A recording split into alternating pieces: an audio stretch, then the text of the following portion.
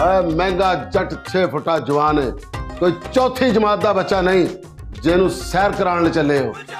ओए महंगे और चलो इथों तितर हो चल। पंजाबी बोल के सीने च ठंड पा दी उस शाह बहादुर। सर जी तुसी मैनू जरा ऑर्डर दियो, मैं इन्हू हुणे ठंडा कर देनी है। लड़कियां ऐसी बातें नहीं करती। कहण दे साहब, नसीबों दे बोल नहीं सुने, कोई अपना होवे ते दुख सुख वंडदा। ओए महंगे ये राय साहब वाली एक्टिंग बंद करो। भाई साहब वाली एक्टिंग हुण कर भी कौन सकदा है शाह बहादुर। और पाकिस्तान दा वाहद एक्टर सी जेड़ा एसपी ते डिप्टी नू ललकार के कहंदा सी, ओए डिप्टी। ओए